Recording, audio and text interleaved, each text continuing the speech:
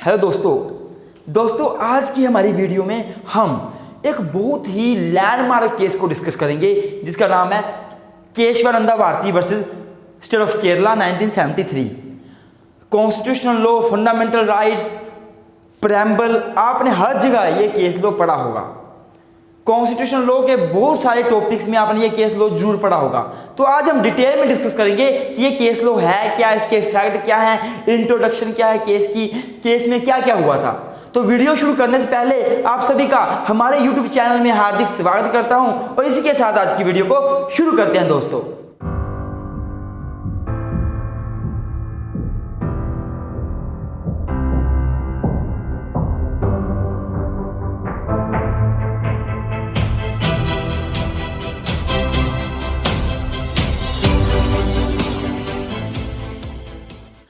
हाँ तो दोस्तों हम शुरू करेंगे इंट्रोडक्शन से कि इंट्रोडक्शन में आप क्या क्या लिख सकते हो इस केस की। तो मेरे दोस्तों पहली बात तो आप ये लिखोगे कि this case is one of the very landmark case in the history of the fundamental rights. Fundamental rights की हिस्ट्री की बात की जाए तो ये जो है लैंडमार्क केस के रूप में जाना जाता है।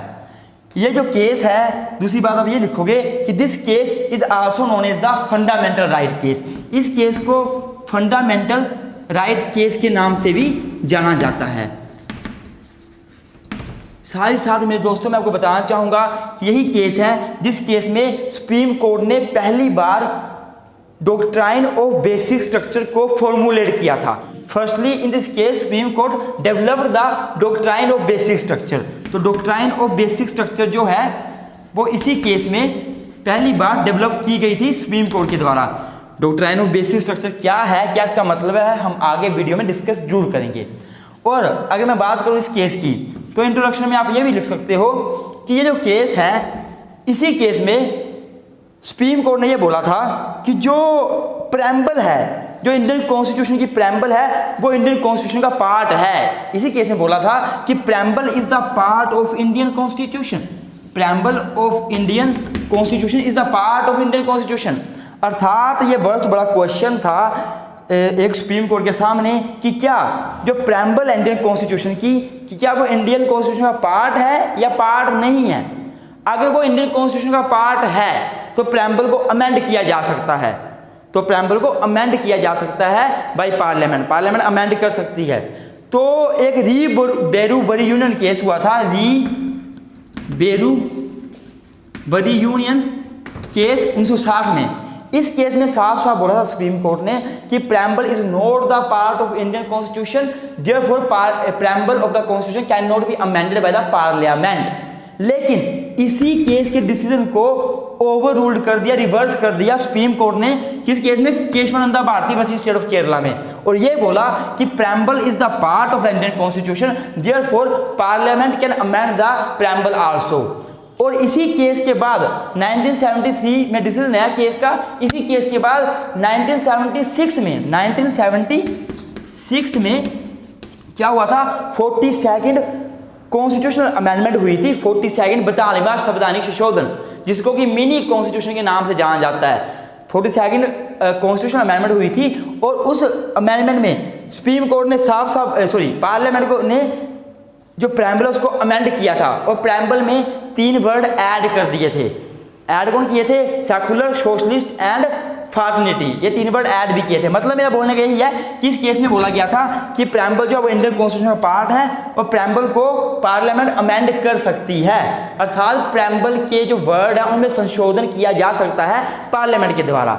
और इसी केस में एक बहुत ही जबरदस्त बात बोली गई थी। ये बात बोली गई थी, देखो सुनना ध्यान से। एक केस हुआ था Golaknath versus State of Punjab. State of Punjab यह केस 1967 में हुआ था, 1967 में।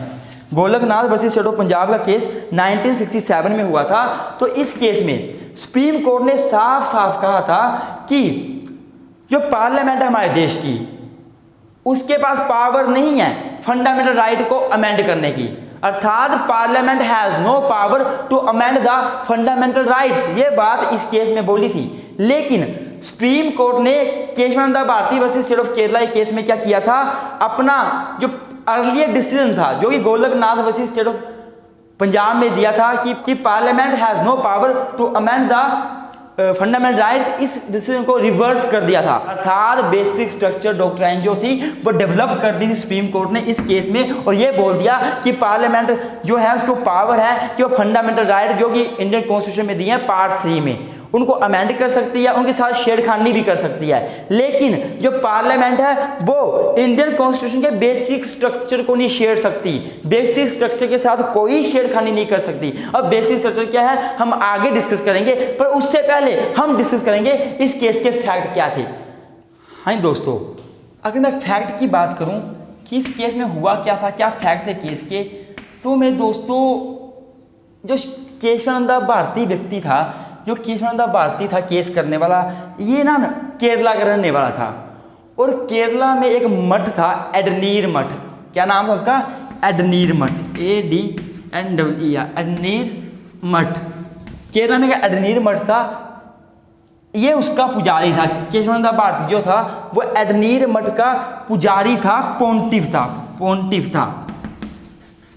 तो हुआ क्या था, जो एडनीर मठ था उस मठ को बहुत सारे लोगों ने अपनी प्रॉपर्टी दान में दी थी, बहुत सारे लोगों ने प्रॉपर्टी दान में दी थी, और एडनीर मठ के पास कम से कम 100 एकड़ से ज़्यादा लैंड, 100 एकड़ से ज़्यादा लैंड जो थी लोगों ने डोनेशन में दी हुई थी। तो हुआ क्या उसके बाद कि केरला की जो स्टेट गवर्नमेंट थी, जो स्टेट गवर्नमेंट ऑफ केरला थी, उन्होंने एक लैंड रिफॉर्म लाए, वो लैंड रिफॉर्म लाए, और उसके जरिए उन्होंने क्या किया, जितना भी एडनीर मठ था उसके पास जो प्रॉपर्टी थी, अर्थात जो 100 एकड़ से ज़्यादा प्रॉपर्टी एडनीर मठ के नाम पे थी, उसको लैंड रिफॉर्म के जरिए अपने अंडर, अपने कंट्रोल में करने की कोशिश करी। स्टेट गवर्नमेंट ने एक लैंड रिफॉर्म लाया, और उसके जरिए जितनी भी प्रॉपर्टी थी इस एडनीर मठ के पास डोनेशन में जो मिली थी, उसके ऊपर अपना पोजेशन कर लिया स्टेट गवर्नमेंट ने। तो उसके बाद क्या हुआ कि जो एक नानी पालकी वाला थे, नानी पालकी वाला, ये बहुत ही फेमस बंदा है, नानी पालकी वाला, ये वकील थे, इनकी बहुत ज़्यादा जो है वो एक रोल है इस केस में। तो नानी पालकी वाला थे, ये एडवोकेट सुप्रीम कोर्ट के, इन्होंने केशवानंद भारती को एडवाइस किया, सलाह दी कि जो ये गवर्नमेंट आपकी प्रॉपर्टी को ले रही है, आपकी प्रॉपर्टी को अपने नाम पे करवा दी है, अपने पोजेशन में ले रही है, तो इससे आपके फंडामेंटल राइट वायलेट हो रहे हैं। फंडामेंटल राइट जो आपको मिले हैं आर्टिकल 25 और आर्टिकल 26 के अंदर। आर्टिकल 25 और आर्टिकल 26 है, ये राइट टू रिलीजन की बात करता है, राइट ऑफ रिलीजन, कि आपको रिलीजन का राइट है, आपको धार्मिक राइट है, आप धार्मिक प्रॉपर्टी का संचालन खुद कर सकते हो, ऐसे राइट हैं आर्टिकल 25 से लेकर 28 तक दिए हुए। पर आर्टिकल 25 और मेनली 26 जो है, इनका वायलेशन कर रही है स्टेट गवर्नमेंट। तो आपके फंडामेंटल राइट का वायलेशन हो रहा है, तो आपको सुप्रीम कोर्ट में केस करना चाहिए और अपने फंडामेंटल राइट को प्रोटेक्ट करना चाहिए। तो फिर हुआ क्या, फाइनली केशवानंद भारती ने केस कर दिया सुप्रीम कोर्ट में अंडर आर्टिकल 32। आर्टिकल 32 आपको पता ही होगा कि अगर आपके फंडामेंटल राइट का वायलेशन होता है, कोई भी करता है, तो आप अपने फंडामेंटल राइट को प्रोटेक्ट करने के लिए सुप्रीम कोर्ट में जा सकते हो अंडर आर्टिकल 32 और केस फाइल कर सकते हो। और केशवानंद भारती ने वैसा ही किया जैसा नाना पालकी वाला ने उनको बोला कि आप करिए, और केशवानंद भारती ने सुप्रीम कोर्ट में केस कर दिया अपने फंडामेंटल राइट आर्टिकल 25 और 26 को प्रोटेक्ट करने के लिए। और जो नाना पालकी वाला थे, वकील जो थे, एडवोकेट थे, इन्होंने ही केशवानंद भारती का केस लड़ा था, ये केस इन्होंने लड़ा था। तो ये हो गया इसके फैक्ट क्या क्या हुआ था। अब इस केस में आगे क्या हुआ, मेन क्वेश्चन क्या था, वो डिस्कस कर लेते हैं। हाँ जी स्टूडेंट, तो जो इस केस में मेन क्वेश्चन सुप्रीम कोर्ट के सामने आया उसको डिस्कस कर लेते हैं कि मेन क्वेश्चन क्या था। जो मेन कोर या मेन जो क्वेश्चन था सुप्रीम कोर्ट के सामने वो क्या था, मेन क्वेश्चन जो सुप्रीम कोर्ट के सामने इस केस में आया था। तो मेन क्वेश्चन सुप्रीम कोर्ट के सामने ये आया था कि जो पार्लियामेंट है उसको पावर दी गई है अंडर आर्टिकल 368। जो इंडियन कॉन्स्टिट्यूशन का आर्टिकल 368 है वो पार्लियामेंट को पावर देता है, power to amend the constitution. तो जो पावर दी गई है पार्लियामेंट को टू अमेंड द कॉन्स्टिट्यूशन, क्या ये पावर अनलिमिटेड है? Whether the power given to the parliament under article 368 of Indian constitution for amending the Indian constitution is unlimited, क्या ये पावर अनलिमिटेड है या नहीं है?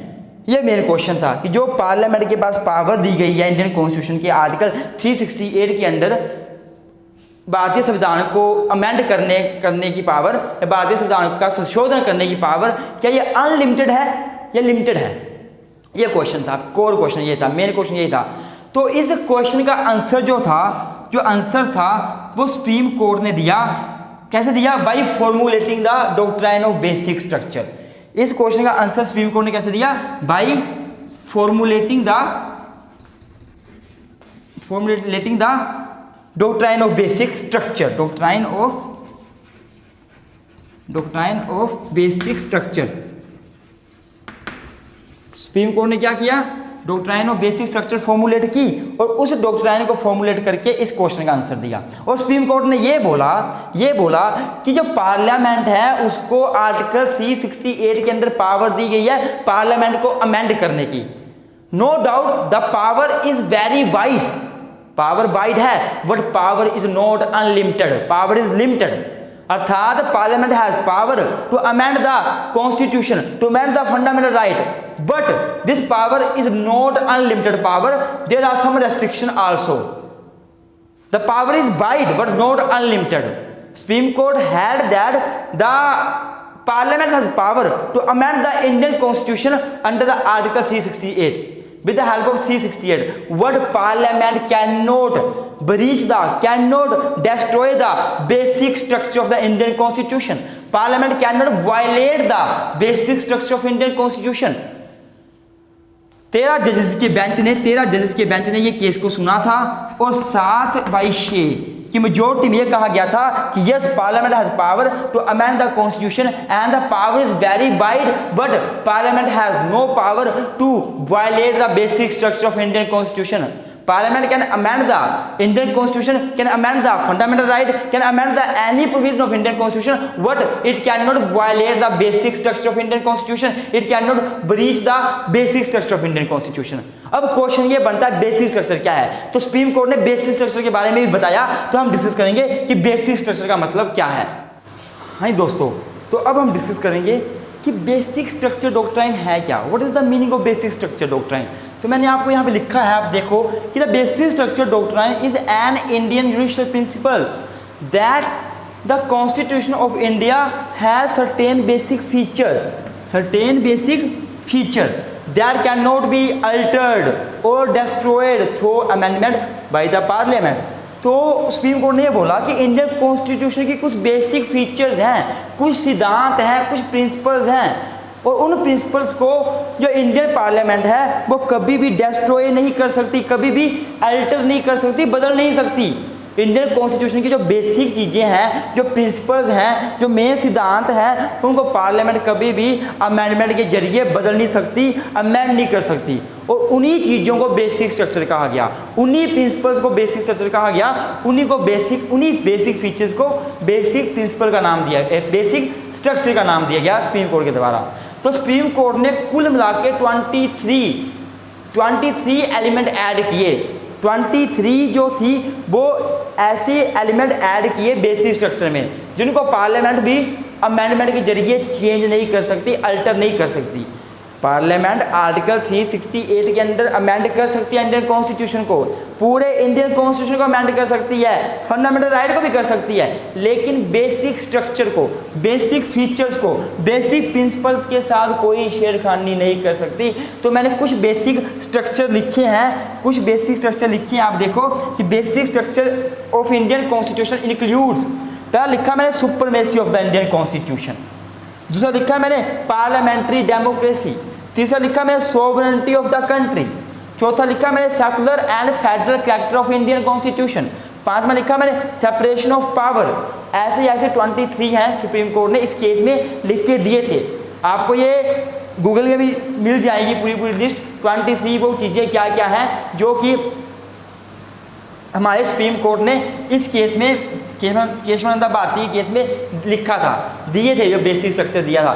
तो जो सबसे पहला है वो है supremacy of the Indian constitution, अर्थात पार्लियामेंट पूरे इंडियन कॉन्स्टिट्यूशन में अमेंडमेंट कर सकती है, पर वो ऐसा कुछ भी अमेंड करके नहीं लाएगी जिससे कि इंडियन कॉन्स्टिट्यूशन की सुपरमेसी ही कम हो जाए। इंडियन कॉन्स्टिट्यूशन सुप्रीम माना जाता है, सुप्रीम लॉ माना जाता है, लॉ ऑफ ऑफ लैंड माना जाता है। तो पार्लियामेंट ऐसा कुछ नहीं कर सकती अमेंडमेंट के जरिए कि वो इसकी जो सुपरमेसी है उसको खत्म कर दे। जो ये सुप्रीम लॉ माना जाता है तो पार्लियामेंट ऐसा नहीं कर सकती कुछ भी अमेंडमेंट के जरिए कि अब उसको सुप्रीम लॉ माना ही ना जाए, सुप्रीम लॉ रहा ही नहीं अब कॉन्स्टिट्यूशन, ऐसा नहीं हो सकता। पार्लियामेंट्री डेमोक्रेसी, हमारी कंट्री में पार्लियामेंट्री फॉर्म ऑफ गवर्नमेंट है, डेमोक्रेसी हमारी कंट्री में फॉलो की जाती है। तो पार्लियामेंट अमेंडमेंट के जरिए कुछ ऐसा कुछ भी नहीं कर सकती जिससे कि वो पार्लियामेंट्री डेमोक्रेसी की जो फीचर हमारी कंट्री में उसको ही खत्म कर दे, पार्लियामेंट्री फॉर्म को ही खत्म कर दे, डेमोक्रेसी को खत्म कर दे, ऐसा नहीं कर सकती कभी भी। ये बेसिक स्ट्रक्चर है इंडियन कॉन्स्टिट्यूशन के। सोवरेनिटी ऑफ द कंट्री, हमारी कंट्री सोवरन है, हमारी कंट्री सुप्रीम है, संप्रभुता प्राप्त है हमारी कंट्री को। तो पार्लियामेंट अमेंडमेंट के जरिए अर्थात इंडियन कॉन्स्टिट्यूशन में अमेंडमेंट करके हमारी कंट्री की सॉवरेनिटी को ख़त्म नहीं कर सकती, हमारी कंट्री की सॉवरेनिटी को नीचे नहीं कर सकती।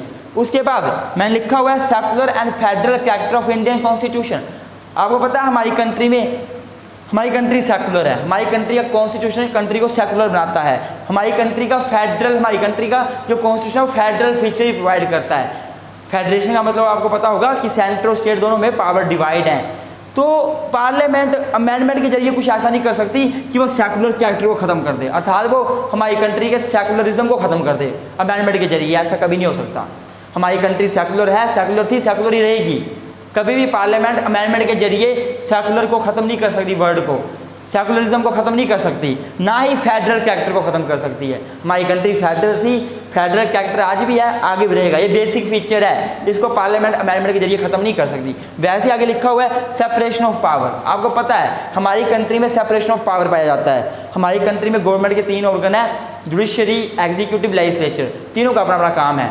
तो पार्लियामेंट अमेंडमेंट के जरिए ऐसा कुछ नहीं कर सकती जो सेपरेशन ऑफ पावर का जो सिस्टम है उसको ख़त्म कर दे, अर्थात एक ही ऑर्गन के हैंड में सारी पावर जो है वो दे दे, ऐसा कभी नहीं हो सकता। सेपरेशन ऑफ पावर हमेशा रहेगा। और भी बहुत सारे हैं जैसे कि Republican and democratic form of government, जो हमारे देश की रिपब्लिक, आपको पता है हमारा देश जो Republican and democratic form of government है हमारे देश में, तो ये भी पार्लियामेंट अमेंडमेंट के जरिए इसको ख़त्म नहीं कर सकती। अगर आपको वीडियो अच्छी लगी हो वीडियो को लाइक करें। ऐसे ऐसे 23 पूरे के पूरे पॉइंट हैं, 23 एलिमेंट हैं जो सुप्रीम कोर्ट ने केशवानंद भारती में दिए थे और बेसिक स्ट्रक्चर में इंक्लूड किए थे। आप ये गूगल में भी पढ़ सकते हो, वरना आप इतने लिख दो और एक्स्ट्रा करके कर दो, काफ़ी है। अगर वीडियो अच्छी लगी है प्लीज़ वीडियो को लाइक करें, चैनल को सब्सक्राइब जरूर करें। आपसे एक रिक्वेस्ट है, लाइक वीडियो को जरूर करें प्लीज़, आपसे दिल से रिक्वेस्ट है। आप लाइक नहीं करते हो वीडियो को लाइक जरूर करें और चैनल को सब्सक्राइब करें। थैंक यू सो मच, मिलते हैं नई वीडियो में।